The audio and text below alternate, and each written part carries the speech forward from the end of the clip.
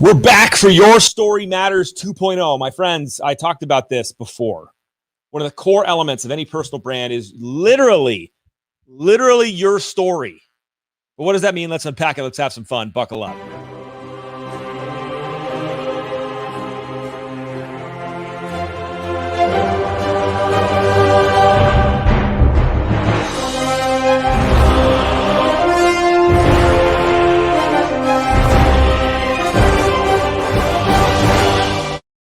All right, everybody.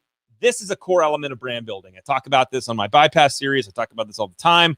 It's massively overlooked and underrepresented, and that's your story in the process. Now, let's just kind of cut to the wick. Why are we talking about this? Why is it important? Number one, your story defines who you are. Number two, personal brand is literally the first word, personal, meaning its core identity is you. You are the core identity of personal brand. And so we need to talk about what your story is and why that matters. First of all, if you're watching this in the future, hashtag bypassed. It's with a D, guys. I'm still getting bypassed. In fact, let's have some fun on the story time today. And you can watch this in the future and do the same thing. If you hit me up with a hashtag bypassed, send me a DM. I will mail you this book for free. I'll mail you this book for free. Done. My book for free. Hashtag bypassed, and I'll send you the book. And you can give it to a friend or keep it or read it or whatever you do. All right. So let's unpack the personal brand and why your story matters. And then I really want to dig into the meat of this topic. So first and foremost, hold on a second. First and foremost. Okay. We live in a world that's consumer centric. There are brands and messages punching into your brain from every single direction, from every single source around you, from the screen in your hand to the screen in the computer to the movies we're watching, where you're just getting pounded and pounded and pounded. Over marketed to as a society, and the only way I know to cut through that, the absolute only way to cut through that noise is with real talk, realness, humans connecting with other humans. So as these mega brands try to tell you that humans don't matter because you have Amazon, you have Uber, you don't need people. As the number one lender in the country says, you don't need a real professional loan officer or a virtual loan officer to just call in and talk to anybody and you're all good. As all that stuff happens, what's up, Jackson? I'll send you a copy of the book, man. Send me a direct message. As all that stuff happens, the only way that you can cut through that information is with your humanity.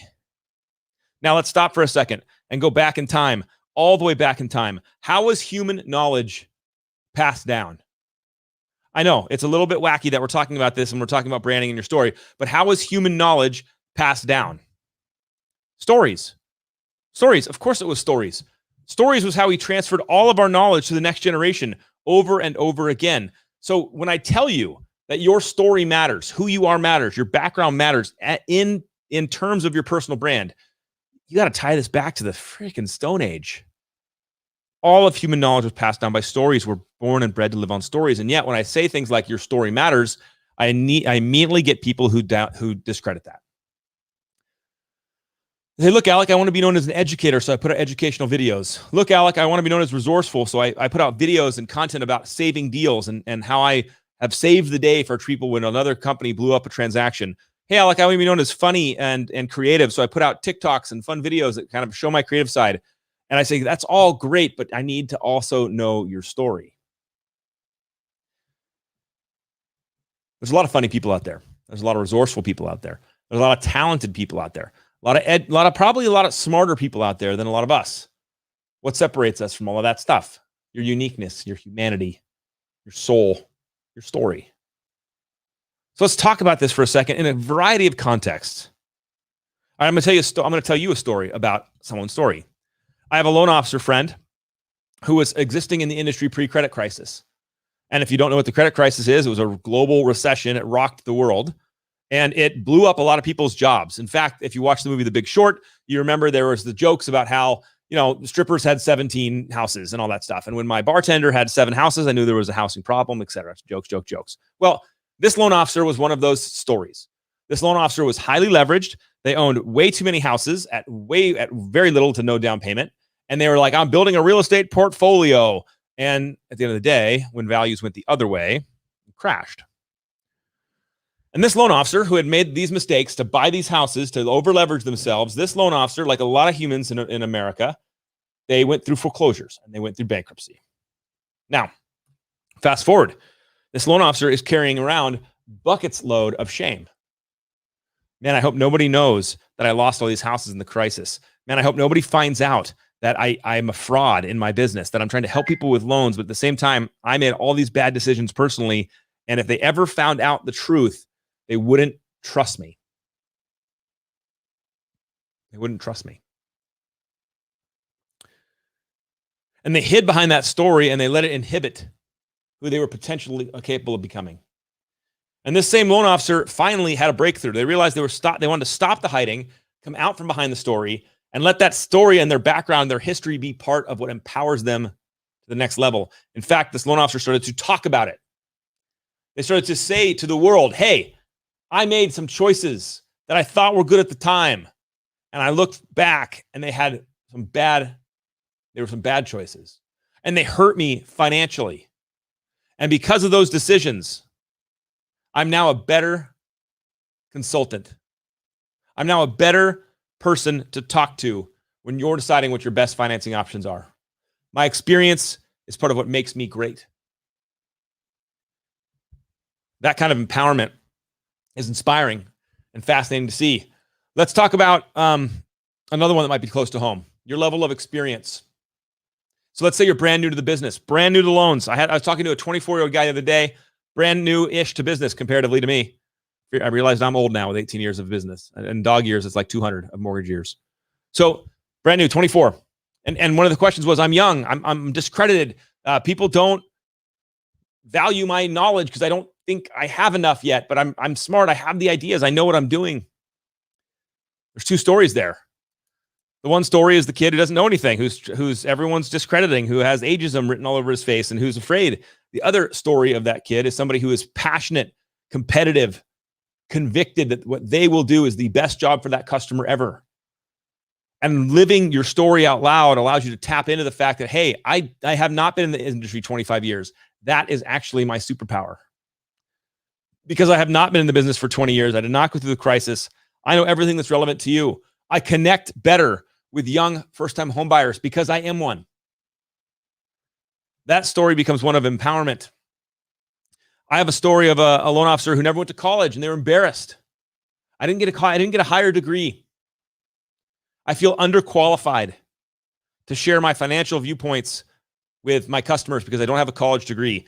Instead of saying, I'm the person who pulled myself up from my bootstraps. Maybe I couldn't afford to go to college, or maybe there's 1,000 reasons why you didn't go. But now that person can use that story to say, hey, I know exactly what you're going through, hardworking American person, because I am one. I carved my own identity out this without a college degree, and I want to help you get the home of your dreams. Do you need a college education to buy a home? Of course not.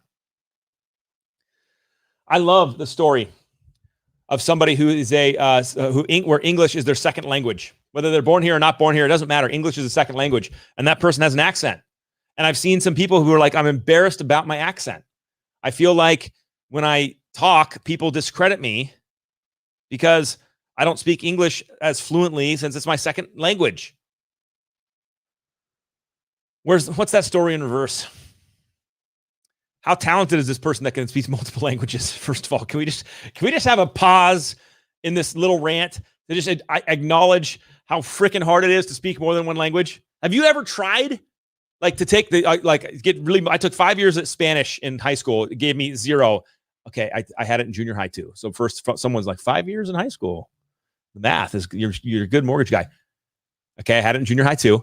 But I got very little Spanish acumen in me. And one day I was like a Rosetta Stone. I was motivated. I got the DVDs. I was listening to my car while I drove around. I was going to learn Spanish. It's so hard. Somebody who is second language is English has huge advantages to share their story about what makes them passionate about the business, accent and all. And I guarantee you that story is going to connect with humans in an impactful way and further their personal brand. If everybody is as smart as you, if everybody is as talented as you, if everybody has the same loan programs you do and the same rates you do and the same flyers you do, then what sets you apart? It's funny, we can differentiate company to company, right? Well, my company has this and my company has this and Loan Depot's the best, blah, blah, blah. Fine. But then you got 1,000 loan officers at Loan Depot. What makes you different? Yes, you might have better education than somebody else. You might have better experience. You might have more knowledge. Yes, all those things are yes, yes, yes. But the one thing that is indescribably you is your story. So I want to ask you, challenge you, how does your story shine through your content? How does your story shine through your marketing? Are you embarrassed about your story? It's funny, on a personal note, my story is not super exciting. I had a great family, great parents, great upbringing. I did well in school. I did well in sports. I went to a good university. I did well there. I got into mortgage sales because I asked my dad for a job, and I worked hard and I did well there. I didn't have much hardship in my life except for the work hard part. It's kind of boring, kind of silver spoony. But you know what? That doesn't stop me from continuing to work hard and to share my story and to talk about who I am and what I'm doing. It doesn't matter whether you've had hardship or an easy life. Your story still makes you who you are. The decisions you've made growing up makes you who you are. And I'm encouraging every single one of you out there with your life experiences from birth to now. That's all part of your story, and it all needs to be expressed in your brand. It's the ultimate differentiator. Say it again for those in the back. Your story is your ultimate differentiator. No one else has it, not even close. I don't care what they've experienced, they haven't been you. And so my encouragement for you today is, when you look at your content strategy, which is really your messaging strategy, right? It's your stuff you're putting out, your videos. When you look at your strategy, can you see your story inside it? Can I see your heartbeat inside it? Can I see the things you've overcome inside your messaging? And it's time that it becomes your superpower.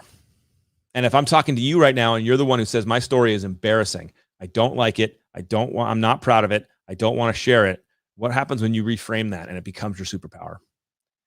I guarantee you this, you're not alone in your story.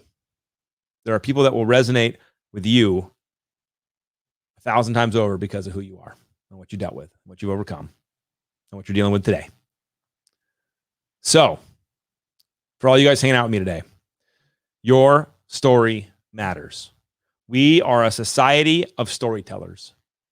Even with computers and movies and all this stuff, we've never lost the reality that human beings, we love telling stories. Tell yours. Tell your story. All right. Jackson, thank you. It is something uniquely powerful in our stories. What makes you you, and your experience and the Army and all that, everything, even pre-Army, all that stuff is what makes you you. And that story is what humans connect with. We connect with that stuff. It moves our heart. It moves our emotions. And yet I see so many salespeople who are just operating with this story shoved way down, and they look like this walking, talking billboard for their company. I love the company pride, man. Just shout it from the rooftops. But that's not what a human connects with really in the visceral gut world. So tell your story. That's all I got. My friends, have a wonderful day, and I'll see you on the internet.